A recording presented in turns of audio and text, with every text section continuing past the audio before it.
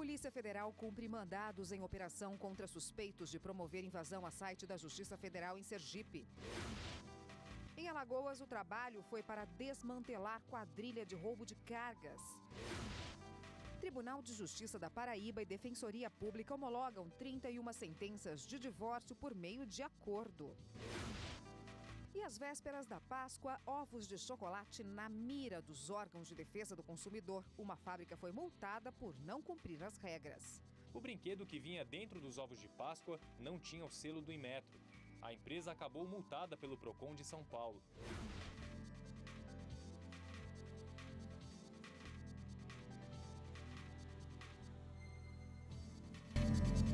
Olá, boa noite para você. Com o apoio do Ministério Público, a Polícia Federal fez uma operação em Juiz de Fora, Minas Gerais, para prender uma quadrilha especializada em aplicar golpes contra a Caixa Econômica Federal. De acordo com as investigações da Polícia Federal e do Ministério Público Federal, o grupo formado por empresários e funcionários da Caixa Econômica falsificava documentos e abria empresas fantasmas para conseguir empréstimos em várias instituições financeiras. Assim que conseguiam dinheiro, os estelionatários simplesmente não pagavam o valor devido. Ainda segundo as investigações, um dos acusados utilizava os próprios dados com 5 CPFs diferentes para abrir contas na Caixa Econômica Federal. Ao todo foram cumpridos 15 mandados de busca e apreensão em Brasília, Minas Gerais e Fortaleza. A Justiça também determinou a quebra do sigilo bancário dos criminosos para calcular exatamente o valor total do prejuízo causado às financeiras. E a Polícia Federal cumpriu hoje mandados da Justiça na Operação Contra-Ataque, com o objetivo de identificar e responsabilizar os autores de invasões ao site da Justiça Federal em Sergipe. As invasões foram em novembro de 2016 e interromperam o funcionamento do endereço eletrônico do tribunal. Foram cumpridos 6 mandados de busca e apreensão nas cidades de Belo Horizonte, Brasília e Novo Hamburgo. Os mandados foram expedidos pela 3ª Vara da Justiça Federal da Seção Judiciária de Sergipe. Os policiais federais apreenderam celulares, computadores e mídias dos envolvidos. Todo o material será periciado para servir de prova. E a Polícia Federal também cumpriu hoje mandados da Justiça Federal de Alagoas na Operação Retomada. Ao todo foram cumpridos 2 mandados de busca e apreensão na cidade de São Sebastião para desmantelar uma quadrilha de roubo de carga que atuava no estado. O material apreendido também vai ser periciado. Além da Polícia Federal, a operação contou com a colaboração de policiais militares e da Polícia Rodoviária Federal. Uma das formas de comunicação de quem tem deficiência auditiva é a língua brasileira de sinais. E aí entra em cena o intérprete de Libras.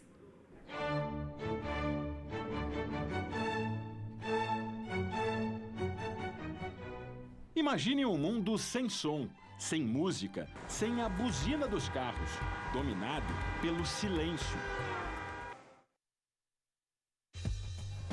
De acordo com a Organização Mundial da Saúde, essa é a realidade de mais de 28 milhões de pessoas só no Brasil. 14% da população brasileira tem algum tipo de surdez. O Pierre começou a se comunicar com surdos ainda na infância. Aprendeu a língua brasileira de sinais por necessidade, se comunicar com um irmão que é surdo. Eu cresci entre os surdos. Desde pequeno, enfim, participava de associação de surdos, de eventos. Na adolescência, eu viajava junto com os surdos, campeonatos esportivos deles, como intérprete deles também. Eu já interpretava informalmente, no caso, para várias situações em que os surdos me solicitavam, eu desde garoto, né? Ele viu na comunicação por sinais a oportunidade de seguir uma carreira profissional. Com a oficialização da Libras como língua oficial da comunidade surda no Brasil, em 2002, a demanda por intérpretes aumentou. Hoje, ele trabalha como intérprete na Universidade de Brasília. Faz a interpretação das aulas para os 40 alunos e professores surdos da instituição. A Stephanie é estudante do 6º semestre do curso de Letras, Libras, Língua Brasileira de Sinais, com o português como segunda língua. Para fazer essa entrevista agora com ela, eu vou contar com a ajuda do Pierre, que vai interpretar, fazer a tradução dessa entrevista. Stephanie, qual é a importância de um intérprete como o Pierre para você, como estudante, dentro da sala de aula? Ter um intérprete em sala de aula para mim é muito importante, porque ele vai sinalizar para mim todas as relações que vão acontecer, todas as interações que vão acontecer. Isso é uma acessibilidade, eu me sinto bem, eu consigo perceber, eu consigo me desenvolver melhor, inclusive também com as explicações dos professores, né? Mas é importante que esse intérprete tenha uma certa formação, que ele tenha uma proficiência dentro do campo acadêmico, que combine de acordo com as necessidades que a gente tem dentro da universidade. Quando não está na sala de aula, ele trabalha na televisão. É um dos intérpretes da TV Câmara, que aparece no cantinho da tela, traduzindo os debates entre os parlamentares e os programas exibidos pelo canal. Mas trabalhar diante das câmeras não é fácil. É preciso atuar. E na hora de interpretar o que os políticos estão falando, usar muito a imaginação. A televisão, e por ser no campo político, ela nos traz uma especificidade na interpretação. Basicamente, a gente faz uma incorporação da fala da pessoa, a forma como ela fala, se ela faz mais no imperativo, se ela fala de uma maneira mais passiva, né? E a gente traz isso nos trejeitos das expressões que a gente faz num processo de interpretação. O Superior Tribunal de Justiça unificou o entendimento de que a morte de um consorciado coberto por seguro prestamista impõe liberação imediata de uma carta de crédito aos herdeiros. Saiba mais na reportagem de Jéssica Castro. O mercado de consórcios tem crescido no Brasil. De acordo com a Associação Brasileira de Administradoras de Consórcios, em janeiro deste ano, o total de consorciados ativos ultrapassou 7 milhões. E esse tipo de contrato cria um vínculo jurídico legal e determina as condições da operação. Essa advogada explica que uma das possíveis previsões é o seguro prestamista. É um seguro relacionado ao evento morte. Então, o contratante, ele adquire este seguro para o caso de falecimento, ele ter quitado o financiamento ou o consórcio, porque o seguro ele serve exatamente para quitar este parcelamento. Ao participar de um consórcio de imóvel, Leonardo decidiu contratar esse seguro. Para ele, é uma forma de garantir a tranquilidade da família. No momento que houve a contemplação, do meu consórcio, eu fiz a contratação desse seguro prestamista visando garantir, o pagamento das parcelas, vindouras que eu deveria, para, numa eventualidade, algum infortúnio, houvesse a quitação do meu consórcio imobiliário. A gente não quer que aconteça a coisa ruim, a adversidade, mas quando ela vem, a vantagem é quando você tem um seguro, você tem uma maneira de se garantir. Um caso envolvendo o seguro prestamista chegou ao STJ. Uma viúva ajuizou a ação contra a administradora do consórcio firmado pelo falecido marido. A empresa informou que ela só receberia o crédito no encerramento do grupo ou quando fosse sorteada. Mas, como o marido contratou o seguro prestamista, a mulher recorreu à justiça. O pedido foi negado em primeira e segunda instâncias. A relatora do recurso na terceira turma do STJ, ministra Nancy Andrighi, destacou que a Lei 11.795 de 2008, conhecida como Lei do Consórcio, não tem previsão específica para a situação do falecimento do consorciado que contratou o seguro prestamista, mas que não há lógica em se exigir que o beneficiário aguarde para a contemplação, sendo que o saldo devedor foi quitado antecipadamente por meio do seguro. Foi considerado ainda que a disponibilização de todo o valor da cota do falecido ao grupo do consórcio, sem a devida contraprestação, configuraria enriquecimento sem causa. O recurso da mulher foi acatado na terceira turma por unanimidade. E no próximo bloco, divórcio por acordo na Paraíba. Conciliação, mediação, deixar tudo pronto, botamos a termos e evitamos assim mais um processo para o judiciário.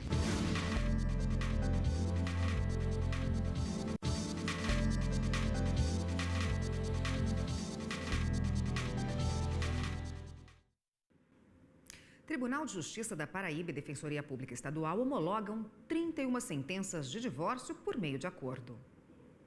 O Tribunal de Justiça da Paraíba e a Defensoria Pública do Estado firmaram um convênio que busca agilizar a tramitação dos processos no Sejusc de Família da capital, por meio da conciliação e da mediação. No auditório do Fórum Civil, 31 sentenças homologatórias, equiparadas ao mandado de averbação de divórcio, foram entregues aos presentes. Esta foi a primeira demanda gerada a partir da realização do convênio. De agora em diante, as partes podem se dirigir diretamente à Defensoria Pública, registrar a motivação do divórcio e homologar um acordo no mesmo instante de forma pré-processual.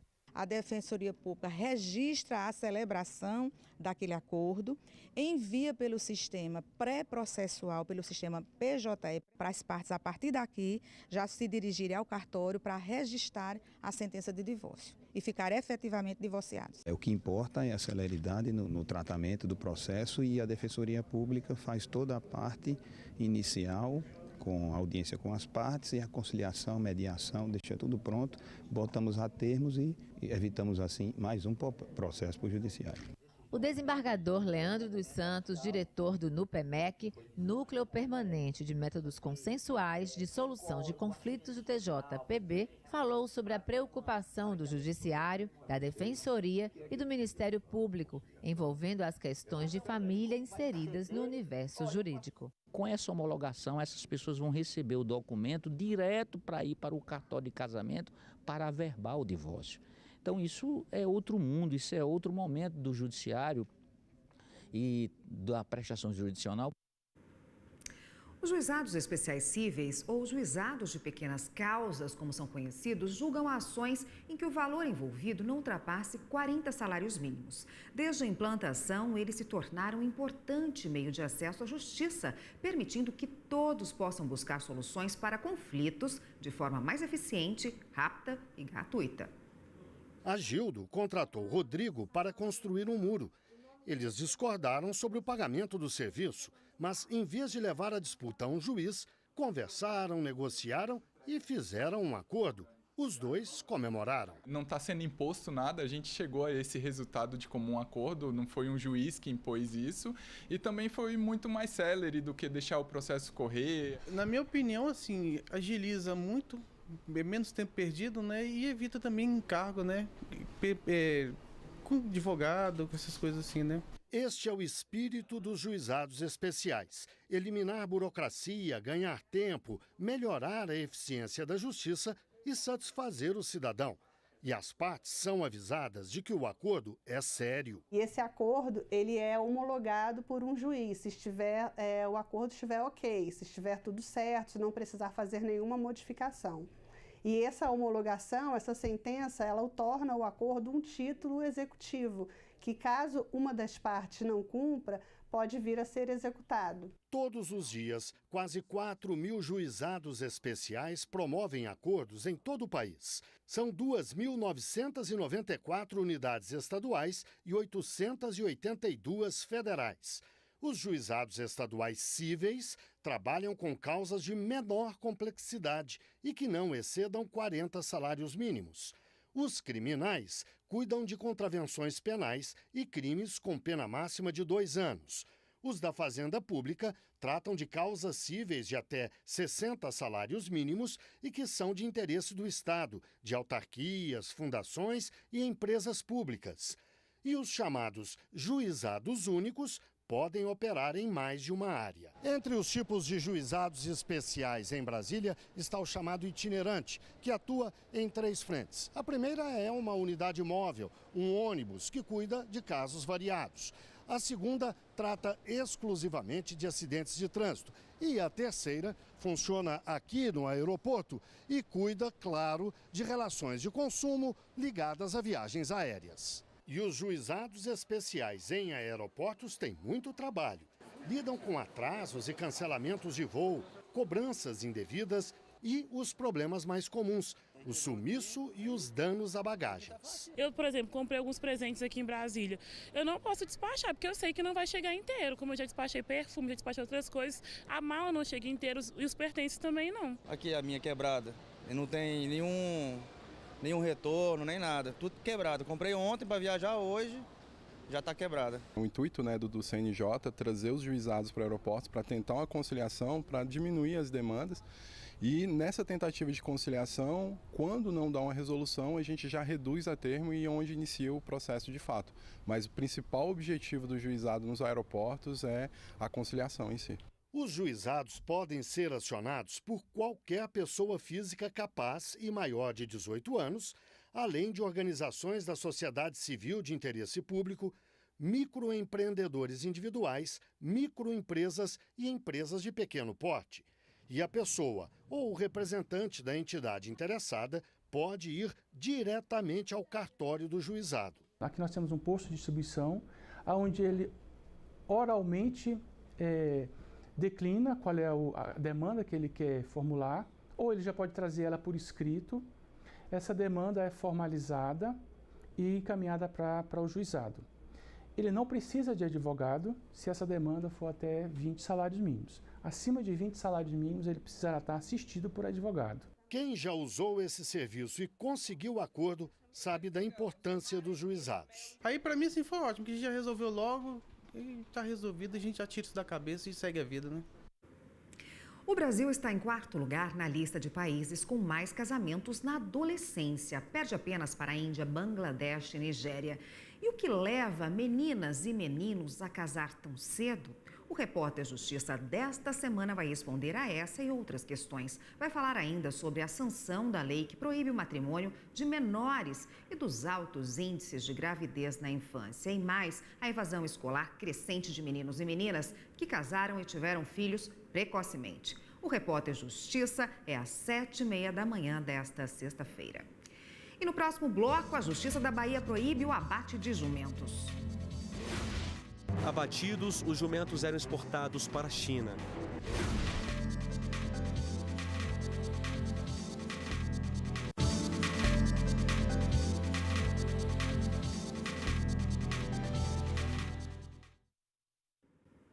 A Páscoa está chegando. Com as comemorações, muita gente não abre mão dos tradicionais ovos de chocolate, né? Mas será que antes de comprar as pessoas observam a qualidade e a validade dos produtos? Em São Paulo, uma empresa foi multada por descumprir o que determinam as normas de segurança. Atenção redobrada na hora de comprar os ovos de Páscoa. Não só os preços, mas a qualidade dos produtos também deve ser observada. Além da qualidade, um bom preço e a marca. Se está quebrado, se está em boas condições e pelo sabor, né? Lá em casa, normalmente é a esposa que vai, ela vai, leva as crianças e é aquela festa, escolhendo, procurando, mas a gente sempre procura qualidade e preço, né? Os consumidores estão certos ao se preocuparem com os ovos de Páscoa que vão comprar para a família. Isso pode ajudar a evitar uma série de problemas. Então fique atento na hora das compras a simples detalhes que podem fazer toda a diferença, como observar a validade dos produtos, as condições em que eles estão estocados, os ingredientes, o preço e o peso dos produtos. Uma das indústrias de chocolate não observou todas as normas de segurança. O brinquedo que vinha dentro dos ovos de Páscoa não tinha o selo do Inmetro. A empresa acabou multada pelo Procon de São Paulo. Nos últimos anos, os ovos de Páscoa caseiros se tornaram uma alternativa para quem quer fugir dos preços altos cobrados em algumas lojas. Muita gente não sabe, mas quem opta pelos produtos artesanais tem os mesmos direitos dos demais consumidores. Isso porque fica caracterizada a relação de consumo. Existe essa relação de consumo, então tem as mesmas obrigações também. Do mesmo jeito que o consumidor tem os mesmos direitos de exigir, né, ressarcimento do valor do produto em caso de defeito, de consumo impróprio, abatimento no valor se tiver quebrado algum item também. Ele só não tem aquela obrigação legal de produtos industrializados, a questão do rótulo, né, de informar sobre glúten, lactose e algumas outras coisas do rótulo. Independentemente da opção dos consumidores sobre qual tipo de ovo comprar, a expectativa do comércio é grande, já que a Páscoa está entre as 5 datas mais importantes para o comércio. O ano passado deu um crescimento de 2% a 3%, mas esse ano nós estamos esperando em torno de 5% a 6%, que já é um crescimento de 100%. E agora vamos dar um giro na rede para saber das últimas notícias.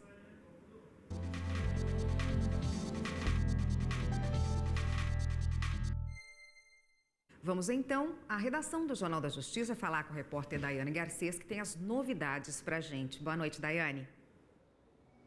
Boa noite, Érica, a todos que acompanham a TV Justiça. E a primeira notícia do giro: o ex-prefeito de Talva, no Rio de Janeiro, Leonardo de Souza Guimarães, foi condenado por improbidade administrativa com suspensão do mandato por 6 anos. A Justiça, na decisão, condenou também o empresário Alessandro Vicente Ferreira. Ele é dono de uma locadora de veículos que ganhou várias licitações durante a gestão de Leonardo. E o curioso desta história é que a empresa saiu vencedora em seleções para a prestação de mais de 20 tipos de serviços diferentes. Os dois juntos vão ter que devolver aos cofres públicos municipais cerca de R$80 mil. E na próxima terça-feira tem audiência pública em Belém, no Pará. O objetivo é discutir a reforma do complexo Ver-o-Peso, um dos principais pontos turísticos da cidade.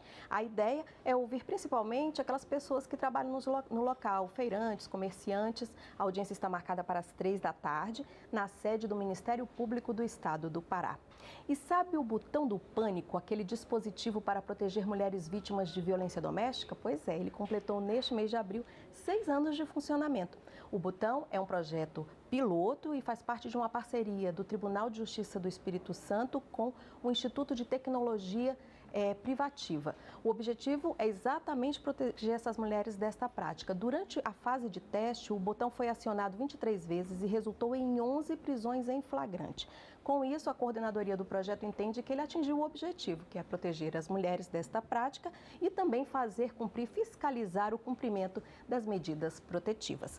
Essas foram as notícias desta quinta-feira. Se você gostou de alguma reportagem, quer rever, acesse a nossa página, nosso canal no YouTube, TV Justiça Oficial. A todos uma ótima noite e um excelente feriado amanhã. Érica. Obrigada, Daiane. E antes de encerrar, vamos mostrar uma reportagem sobre um dos símbolos do Nordeste, patrimônio cultural, natural e cultural do país, que é o jumento. Infelizmente, muitos desses animais sofriam maus tratos na Bahia, até que no ano passado a Justiça Federal do Estado, em decisão liminar, proibiu o abate. As fotos são de 2016, Itapetinga, Bahia. Jumentos fracos, desidratados, expostos ao calor, sem 1 centímetro de sombra. Animais debilitados, machucados, água suja e sem reabastecimento. E o pior, os mortos jogados nos rios. Abatidos, os jumentos eram exportados para a China. Depois de denúncia de maus tratos, a Justiça Federal da Bahia, em decisão liminar de dezembro de 2018, proibiu o abate no estado. A discussão foi aquecida pela Frente Nacional de Defesa dos Jumentos, movimento constituído por organizações de defesa dos direitos dos animais, ativistas e advogados. Na contramão do que acabamos de ver, tem gente que sabe muito bem como cuidar de um animal, com carinho, respeito, atenção e amor. Em Cearas, no Distrito Federal, quase 50 cavalos levam vida de rei. Os cavalos são treinados para competir no hipismo clássico, em provas de salto, modalidade que exige força e concentração do animal. O animal ele tem que chegar o mais próximo de 1 minuto e 20. Se ele chegar acima, ele vai ser penalizado, assim como abaixo. E também, sem falar, que ele não pode derrubar os obstáculos. Américo é engenheiro agrônomo, especialista em equinos.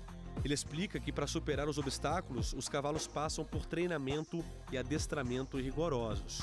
Como que esses animais são tratados? Pois então, aí é uma dieta balanceada. Então vai de acordo com o peso, aquilo que o animal tem que receber, né? Dependendo, ele vai receber de 3 a 4, de 2 a 3 refeições durante o dia. Os cavaleiros e tratadores fazem de tudo para permitir conforto e bem-estar às montarias. Por exemplo, o terreno onde eles treinam é irrigado a cada meia hora. Precisa estar úmido e mais macio para não prejudicar as articulações do animal. A gente tem que deixar o cavalo o mais confortável possível. Então, o cavalo, ele não gosta de mosca, de odor ruim. Então, para ele tem que estar super bem limpo. Então, desde as fezes até a urina, não pode ficar armazenado dentro das baias. Cada cavalo produz, em média, mais de 10 quilos por dia de estrume, ou seja, de fezes e urina. Na natureza, esse resíduo demora mais de 10 anos para se decompor. Uma das soluções para não impactar o meio ambiente é tratar o resíduo para evitar o acúmulo de bactérias e moscas. O tamanho de uma esterqueira, normalmente, ela é padronizada em 2 metros de comprimento, tá? Perdão, 4 metros de comprimento e 2 de largura e 1 de altura. Então, a partir daí, você vai calculando a quantidade de esterqueiras necessárias para o seu plantel. Na esterqueira, o estrume fica de 3 a 6 meses. Depois desse período, o estrume se transforma em adubo de qualidade, rico em nutrientes. José Américo explica também que a alimentação é diferenciada. É uma modalidade mista, então ela exige velocidade e resistência. Quando o animal é para velocidade, eu tenho que incrementar a dieta com carboidrato, alta energia. E quando é de resistência, eu tenho que incrementar a ração com óleo. Todos os dias pela manhã, os cavalos passam por uma limpeza rigorosa. Aí, se suou ou treinou, vem direto para o banho. Eles são tão bem cuidados que os tratadores, como o Raimundo, colocam gelo nessas sacolas, como essas duas, por exemplo, que vão ser levadas até os membros dos animais. Sabe qual que é o objetivo disso? Refrescar e relaxar a musculatura. E esta edição do Jornal da Justiça fica por aqui. Uma boa noite para você. Continue com a programação da TV Justiça e a gente se vê amanhã. Até lá.